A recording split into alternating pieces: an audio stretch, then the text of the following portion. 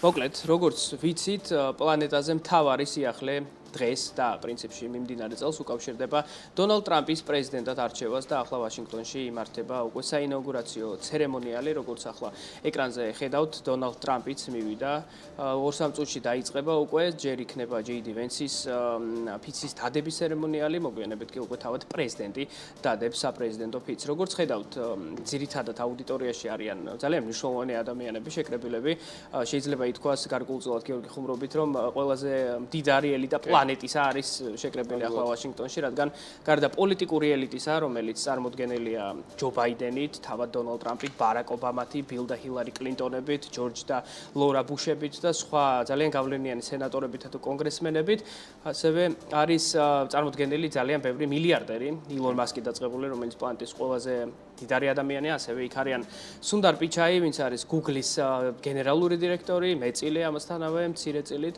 ასევე კამალა ჰარისიც არის აგერ ცხადია.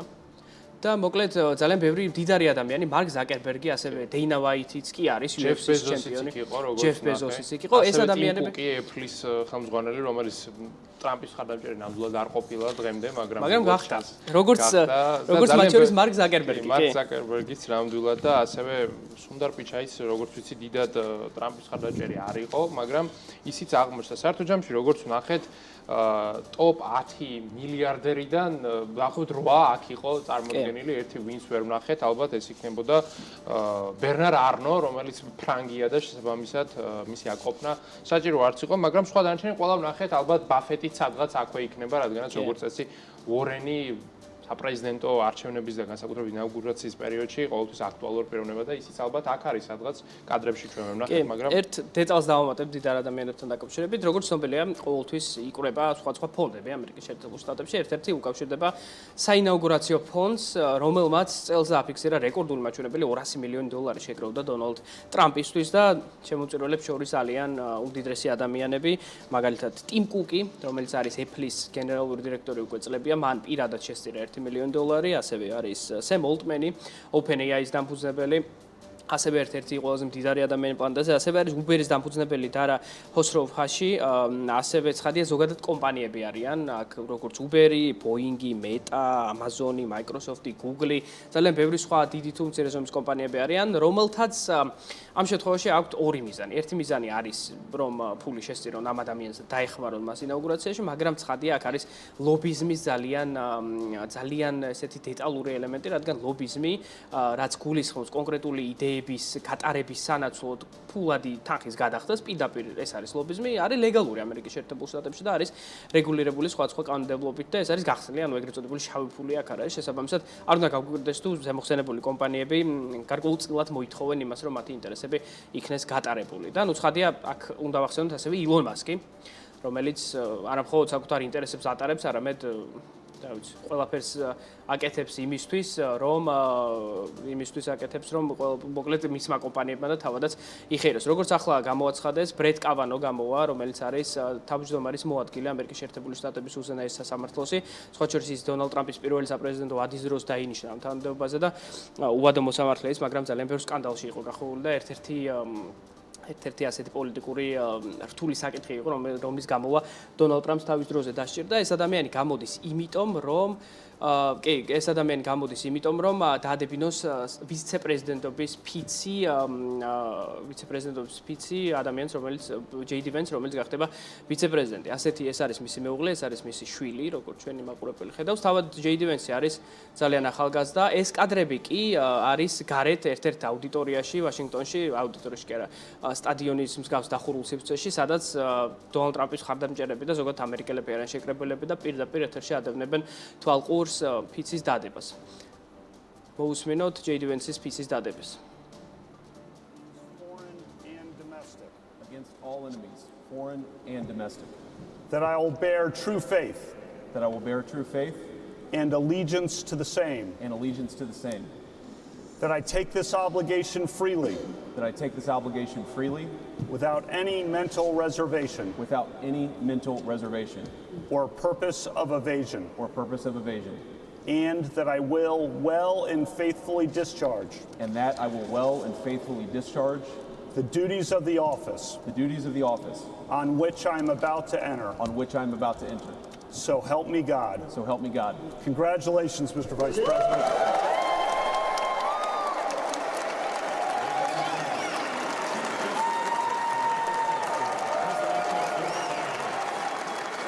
როგორც ვიხილეთ, ვიცე-პრეზიდენტობის ფიცი დადო ჯეიდი ვენსმა, რომელიც ოფიციალურად უკვე გახდა ამერიკის შეერთებული შტატების ვიცე-პრეზიდენტი, ის ზეიმობს, ცხადი აგერად არის დონალდ ტრამპი, რომელიც ულოცავს მას ამ დიდ გამარჯვებას და მომდევნო 4 წლის განმავლობაში მათ მოუწევთ ერთად მხარ მუშაობა იმისთვის, რომ შედგეს ის პოლიტიკა, რომლის გატარებას სურს დონალდ ტრამპს. ახლა კი, როგორც ვიცით, გამოვა ამერიკის შეერთებული შტატების უზენაესი სასამართლო თავმჯდომარე ჯონ გლოვერ რობერტს უმცროსი და სწორედ ის ჩაუდგება სათავეში იმ ფიცის დადების ცერემონიალს, რომელიც ამჟამად უკვე პრეზიდენტმა დონალდ ტრამპმა უნდა დადოს. მოусმინოთ მის ფიცს. I, Donald John Trump, do solemnly swear I, Donald John Trump, do solemnly swear that I will faithfully execute the office of President of the United States the office of President of the United States and will, to the best of my ability, preserve, protect, and defend the Constitution of the United States. So help me God. Congratulations, Mr. President.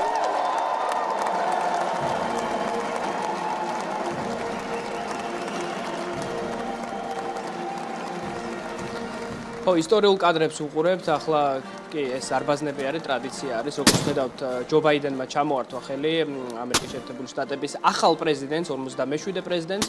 ეს არის დონალდ ტრამპი, რომელიც აგრეთვე იყო 55-ე პრეზიდენტი ამერიკის შეერთებული შტატებისა და გიორგი დამეთანხმება, რომ შეგვიძლია უწოდოთ ამას დიდი დაბრუნება, რადგან ასეთი რამ გაუკეთებია მხოლოდ ერთ ადამიანს ამერიკის შეერთებული შტატების ისტორიაში, გროვერ კლივლენდს, რაც გულისხმობს იმას, რომ როგორც წესი პრეზიდენტები თუ კი ერთ ვადას მოიგებენ, ხშირად იგებენ მეორე ვადასაც, მაგრამ სულ ორადორი შემთხვევა ყოფილა ისე, რომ შუაში წყვეტა ქონოდა პრეზიდენტს და მაინც დაიბრუნა საპრეზიდენტო თანამდებობა, რადგან ეს არის წარმოუდგენლად რთული, არა მხოლოდ ამერიკის სტრუქტურიდან გამომდინარე, არამედ იმიტომ, რომ მომდევნო 4 წლის განმავლობაში, როგორც წესი, ძალიან ფასს კარგავს მარტივად პოლიტიკური ფიგურა და შეგვიძლია ვთქვათ, რომ დონალდ ტრამპმა ეს მოახერხა, ეს დაძლია და გახდა ერთ-ერთი ისტორიული პრეზიდენტი ამერიკის შეერთებული შტატების ისტორიაში. ერთ-ერთი მიზეზი, სხვათა შორის, რატომაც ტრამპი შეგვიძლია თავად ვთქვათ, რომ დაუბრუნდა ოფისს, ეს არის ბაიდენის მდგომარეობა, კონდიცია და ზოგადად ბოლო პერიოდის განმავლობაში მის მიერ გატარებული პოლიტიკა. მოგეხსენებათ, ბაიდენის განვლილი 4 წელი, რომლის შეჯამებაც პრინციპში უკვე ამ წამიდან შეგვიძლია დავიწყოთ, რადგანაც ბაიდენი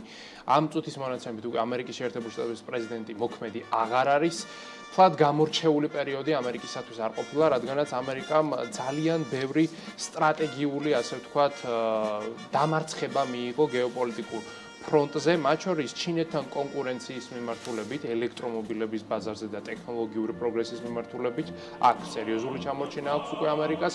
ამავდროულად რუსეთ-უკრაინის ომი, რომელიც ფაქტობრივად ბაიდენის ადმინისტრაციის პერიოდში დაიწყო, განვითარდა და ახლა უკვე ტრამპის მოსაგვარებელ პრობლემად რჩება, მის ახალ მემკვიდრეობად, ესეც ბაიდენის ადმინისტრაციის დროს მოხდა. ამავდროულად ახლო აღმოსავლეთში მიმდინარე კონფლიქტი, რომელშიც არის ჩართული როგორც ისრაელი, ასევე გარკვეულწილად მარიონეტული გზებით ირანი, ჰამასი და სხვადასხვა ტერორისტული ორგანიზაციები, ესეც ძალიან დიდი პრობლემაა პლანეტისათვის. ამასთან ხედავთ, რომ ავღანეთიდან გამოსვლა ამერიკის შეერთებული შტატების სამხედრო ძალებისა იყო ერთ-ერთი ყველაზე ცუდი სანახავი სპეცოპერაცია ამერიკის ისტორიაში. ჩვენ მსგავსი გაქცევა ამერიკის ჯარების მხრიდან არასოდეს გვინახავს და ასეთი შემთხვევა, რომ ამერიკას სტრატეგიული რესურსები, მათ შორის სპეცტექნიკა, მათ შორის იარაღები, რაკეტები დაეტოვებინოს ტერორისტული ორგანიზაციისათვის, ესეც უბრალოდ წარმოუდგენელი რამ მოხდა ბაიდენის ადმინისტრაციის დროს და საერთოდ ჯამში შეგვიძლია ვთქვათ, რომ ეს ყველაფერი დაგროვდა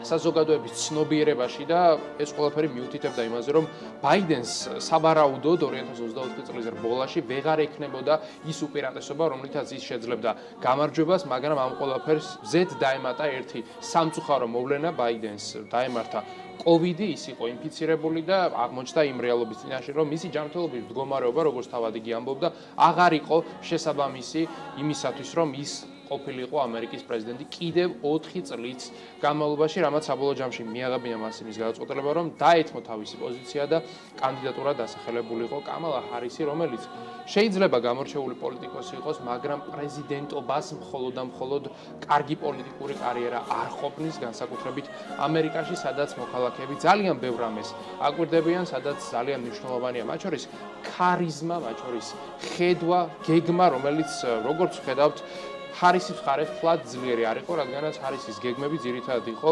სოციალური უთანასწორობის გამოსწორებისა და კლიმატის ცვლილებების მოგვარების მიმართულებით და დღეს მართალია ეს პრობლემები ისევ პრობლემად რჩება, მაგრამ პლანეტა, როდესაც ორ კონფლიქტში ერთდროულად არის გახვეული და თანაც გეოპოლიტიკური რისკები ფაქტობრივად საათობრივად იზრდება, აქ კლიმატზე საუბარი და სოციალურ უთანასწორობაზე ფოკუსირება ცოტა არ იყოს და უდროოა და საბოლოო ჯამში ამან მოგცა ის გამარჯვება, რომელიც მიიღო ტრამპმა, რომელიც ნამდვილად საკმაოდ დამაჯერებელი იყო, რადგანაც ტრამპმა მოგეხსენება ძალიან დიდი უპირატესობით გაიმარჯვა და ეს გამარჯვება სხვათა შორის მხოლოდ და მხოლოდ ტრამპის არ ყოფილა, მსგავსი გამარჯვება ვიხდეთ სენატშიც, საკანონმდებლო ორგანოშიც და შეგვიძლია ვთქვათ, რომ რესპუბლიკურ მთავრობასთან გვაქვს საქმე. კი, ნამდვილად ასე არის. ამერიკის შეერთებული შტატების საზოგადოებაში, ამერიკელ ხალხში აშკარად მომძლავრებულია ის ძირითადი ღირებულებები, რაზედაც რესპუბლიკური პარტია დგას, ეს როგორც წესი მეტად კონსერვატორული შეხედულებებია.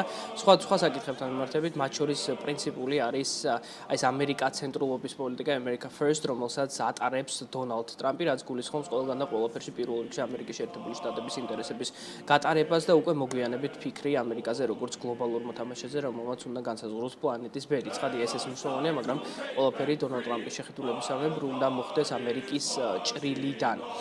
2 სიტყვა სანამ გავაგზავნებთ ანალიზს, ვთქვათ ამ მოვლენაზე, რასაც ახლა ჩვენი მაყურებელი პირდაპირ ეთერში ხედავს, ეს არის საკმაოდ არატრადიციული ინაუგურაცია, რადგან როგორც წესი ინაუგურაცია იმართება გარეთ, მაგრამ დღეს საკმაოდ ცივა ვაშინგტონში -3 გრადუსია, რაც მიჩნეულია მოკლედ ისეთ ტემპერატურას dangerously cold, ასე წერდა მედია, რომ საშიში არის ჯანმრთელობისთვის გარეთ დგომა, ესეც ამით შესაბამისად გადმოვიდა კაპიტოლიუმის ერთ-ერთ შენობაში. ეს სხვა შორის მხოლოდ მეორე შემთხვევა არის, როცა შიგნით ხდება ინაუგურაცია, პირველი შემთხვევა 5 წლის შემდეგ კი, როცა რონალდ რეიგანი, ამერიკის შეერთებული შტატების მაშინდელი რესპუბლიკელი პრეზიდენტი გახდა მეორეჯერ ამერიკის შეერთებული შტატების პრეზიდენტი და სხვა შორის დღემდე რონალდ რეიგანის მემკვიდრეობა დიდად შესამჩნევია ამერიკის შეერთებულ შტატებში, ბევრი მას მიიჩნევს ყველაზე გავლენიან პრეზიდენტადაც კი, რაც პრინციპში გასაგებია, რადგან იმდროინდელი პოლიტიკური ცვლილებები რაც გლობალურ არენაზე მოხდა მათ შორის საბჭოთა კავშირთან და სხვა იმპერიებთან თუ ქვეყნებთან დაკავშირებით, მათ შორის ცივი ომის დასრულება და ასე შემდეგ, დაკავშირებულია პირდაპირ ანირებად სწორედ იმ ადამიანთან და სწორედ ეს არის სხვა შორის დონალდ ტრამპი, არც ის არის პოლიტიკოსი, ისევე როგორც არც რეიგანი იყო პროფესიით პოლიტიკოსი, მსახიობი. ორივეს მედიიდან სხვათა შორის წარმოშობა. რაც გარკვეულწილად ამერიკისთვის არის დამახასიათებელი და ერთ პარალელს მოვიყვან, ცხადია პრეზიდენტის დონემდე ვერ მივა, მაგრამ წინა სიმღერა რაც იყო შესრულებული იყო ქერი ანდერვუდის მიერ, რომელიც არის American Idol-ის, ანუ იქაური რა უნდა უწოდოთ, ნიჭიერი, მუსიკალური ნიჭიერი, რაც არის საქართველოში, მისი გამარჯვებული და მას შემდეგ გაითქვა სახელი ისე, რომ დღეს პრეზიდენტის ინაუგურაციაზე ბღერის. ასე რომ ეს არის სწორედ ამერიკის შეერთებული შტატები, ქვეყანა, სადაც როგორც ამბობენ, ყველაფერი არის შესაძლებელი და სადაც თუ კი ადამიანს აქვს მიზანი, მის შესრულებას არანაირი საზღვრები წინ არ უდგას და პრინციპში დონალდ ტრამპის მეორედ გაპრეზიდენტება ამის ნათელი დასტურია. ახლა იწყება დონალდ ტრამპის მიმართვა, სადაც ის განსაზღვრავს ძირითად პრიორიტეტებს მომდევნო 4 წლის განმავლობაში. აქ პრინციპში პროგნოზირება შესაძლებელია, ეს იქნება ამერიკაცენტრულობა, ეს იქნება ტარიფები, ჩინეთთან ურთიერთობა, ომის დასრულება უკრაინაში და ასე შემდეგ. შეგვიძლია მოусმინოთ და ვნახოთ ოვაციები და საერთოდ რა სიტყვის ამერიკის პრეზიდენტი.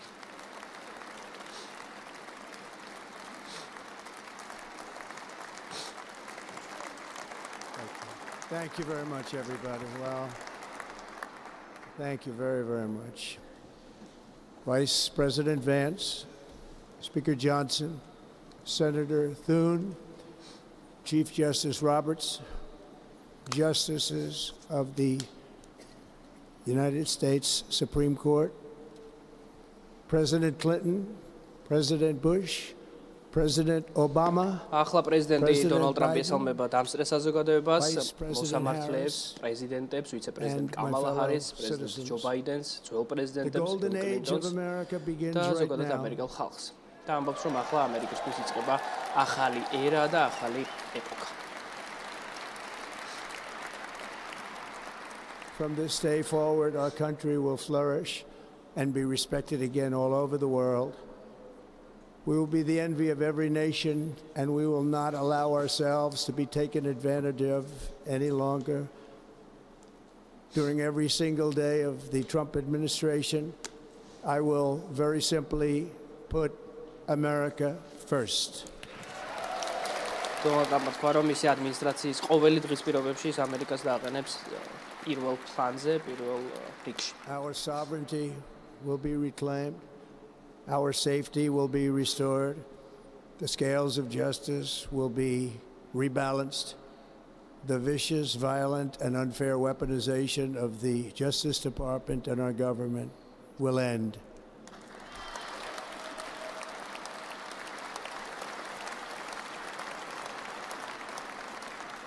And our top priority will be to create a nation that is proud, prosperous, and free. როგორც დონალდ ტრამპი ამბობს, მისი ადმინისტრაციის მიზანი იქნება ამაყი America will მდიდარი soon ერის be შექმნა. greater, stronger, and far more exceptional than ever before. ამერიკა იქნება იმაზე ძლიერი და იმაზე გასაოცარი, ვიდრე I ოდესმე return ყოფილა. to the presidency confident and optimistic that we are at the start of a thrilling new era of national success. A tide of change is sweeping the country, sunlight is pouring over the entire world, and America has the chance to seize this opportunity like never before. But first, we must be honest about the challenges we face. While they are plentiful, they will be annihilated by this great momentum that the world is now witnessing in the United States of America. As we gather today, our government confronts a crisis of trust.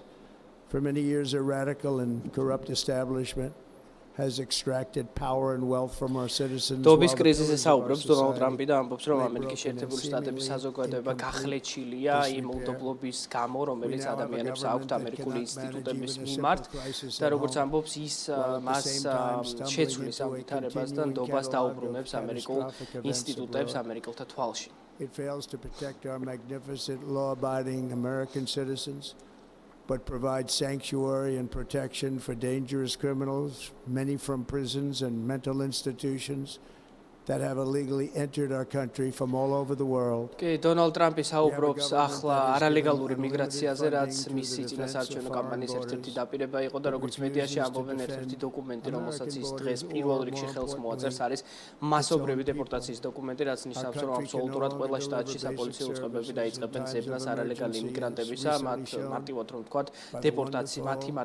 დეპორტაციის მიზნით, რადგან დონალდ ტრამპის პოლიტიკის ერთ-ერთი დასაყრდენი არის სწორედ საიმიგრაციო პოლიტიკა და ამერიკელებისთვის სამუშაო ადგილების შენარჩუნება, რაც როგორც ის ხშირად ამბობს, არალეგალი იმიგრანტების მიერ არის წართმეული, რადგან ისინი უფრო იაფი მუშახელი არიან ამერიკელებთან შედარებით და შესაბამისად კომპანიებს უღირთ, რომ მექსიკელები პირობითად დაასაქმონ, ვიდრე ამერიკელები, რაც ამერიკელებს მისი თქმით აყენებთ რთულ და არათანაბარ პირობებში.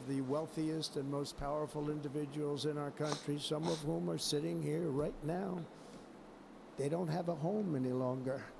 That's interesting. But we can't let this happen. Everyone is unable to do anything about it. That's going to change. We have a public health system that does not deliver in times of disaster, yet more money is spent on it than any country anywhere in the world. And we have an education system that teaches our children to be ashamed of themselves in many cases. დონალდ ტრამპი საუბრობს განათლების სისტემაზე, ჯანმრთელობის სისტემაზე, რაც საბოლოო ჯამში მიდის იმასთან, რომ რატომაც გამოჩნდა ილონ მასკი დონალდ ტრამპის არაოფიციალურ სამთავრობო კაბინეტში. როგორც ვიცით, ამერიკის შეერთებული შტატების ფედერალური ბიუჯეტი შეადგენს $6.5 ტრილიონ და ილონ მასკის გეგმა არის, რომ ეს ბიუჯეტი შემცირდეს $2 ტრილიონი, ანუ რაც მარტივად ნიშნავს ადამიანების შემცირებას, სხვადასხვა სააგენტოების დახურვას და სწორედ ამ თანხის მიმართვას სხვადასხვა მნიშვნელოვან პროგრამებზე. Betrayal and all of these many betrayals that have taken place, and to give the people back their faith, their wealth, their democracy, and indeed their freedom. From this moment on, America's decline is over. ამ მომენტიდან ამერიკის დაღმასვლა დასრულებულია. ასეთ სიტყვებს ამბობს დონალდ ტრამპი. our liberties and our nation's glorious destiny will no longer be denied, and we will immediately restore the integrity, competency, and loyalty of America's government. Over the past 8 years, I have been tested and challenged more than any president in our 250-year history, and I've learned a lot along the way. The journey to reclaim our republic has not been an easy one, that I can tell you. Those who wish to stop our cause have tried to take my freedom and indeed to take my life. მეორე ფანჯარაში მარცხენა მხარეს როგორც ხედავთ ჩვენს ეკრანზე გამოსახული არიან ადამიანები, უმეტესად მათ ახურავთ წითელი ქუდები, სადაც აწერია Make America Great Again. ეს არის დონალდ ტრამპის ერთ-ერთი ფუძემდებლური ციტატა, ფრაზა. გავაკეთოთ, მოდი შევქმნათ ზუსტად დაემთხვა. ახლა გაიმეორა ეს სიტყვები დონალდ ტრამპმა და ეს ადამიანები, რომელთაც ეს ქუდი ახურავთ, მათთვის ეს ძალიან მნიშვნელოვანია, რადგან ისინი მიიჩნევენ თავს დაჩაგრულად ამ ქვეყანაში, როგორც დონალდ ტრამპი ამბობს, შესაბამისად მთელი ის პოლიტიკური გადაწყვეტილებები სწორედ ამისკენ იქნება მიმართული. ეს კი არის ბარონ ტრამპი, ერთ-ერთი ვაჟი დონალდ ტრამპისა და მელანია ტრამპი, პირველი ლედი ამერიკის შეერთებული შტატებისა. როგორც ხედავთ, ოვაციებით ხდება კაპიტოლიუმის ერთ-ერთ შენობაში, როტუნდა შენობაში შეკრებილი საზოგადოება დონალდ ტრამპის სიტყვას. That is why each day under our administration of American patriots, we will be working to meet every crisis with dignity and power and strength. We will move with purpose and speed to bring back hope, prosperity, safety, and peace for citizens of every race, religion, color, and creed. For American citizens, January 20th, 2025 is Liberation Day. როგორც დონალდ ტრამპი ამბობს, 2025 წლის 20 იანვარი, ანუ დღევანდელი დღე, ძალიან ბევრი ამერიკელისთვის არის გათავისუფლების It is my hope that თარიღი. our recent presidential election will be remembered as the greatest and most consequential election in the history of our country. As our victory showed, the entire nation is rapidly unifying behind our agenda with dramatic increases in support from virtually every element of our society, young and old, men and women, African Americans, Hispanic Americans, Asian Americans, urban, suburban, rural, and very importantly, we had a powerful win in all 7 swing states, and the popular vote, we won by millions. დონალდ ტრამპი საუბრობს ეგრეთ წოდებულ swing შტატებზე, ანუ მერყევ შტატებზე, 7 შტატი არის ასეთი ამერიკის შეერთებული შტატებში და 7 შტატში გაიმარჯვა დონალდ ტრამპმა, რაც გარკვეულწილად დაკავშირებულია ჯეი-დი ვენსის კანდიდატად, ვიცე-პრეზიდენტობის კანდიდატად დანიშვნასთან, რადგან სწორედ ეს იყო მისი მოვალეობა და როგორც ჩანს, მან 40 წლის პოლიტიკოსმა ეს უმაღლეს დონეზე აღასრულა.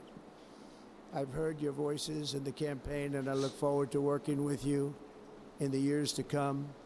Today is Martin Luther King Day, and his honor, this will be a great honor, but in his honor we will strive together to make his dream a reality. We will make his dream come ეს ამერიკის შეერთებულ შტატებში აღნიშნება მარტინ ლუთერ კინგ უმცროსის უფლებადამცველის ამერიკის შეერთებული შტატებისა მისი დღე საფრთხებებით დახურულია და როგორც დონალდ ტრამპი ამბობს ის იხსენებს მის ცნობილ გამონათქვამს რომ ის ოცნებობს ამერიკაზე რომელიც არის თავისუფალი და თანასწორი და როგორც თქვა დონალდ ტრამპმა ეს მისი მომდევნო 4 წლის განმავლობაში ეს იქნება ერთ-ერთი მიზანი რომელსაც ის დაუდებს სათავეს რომ ის ოცნება იქცეს რეალობად. And confidence and pride is soaring like never before.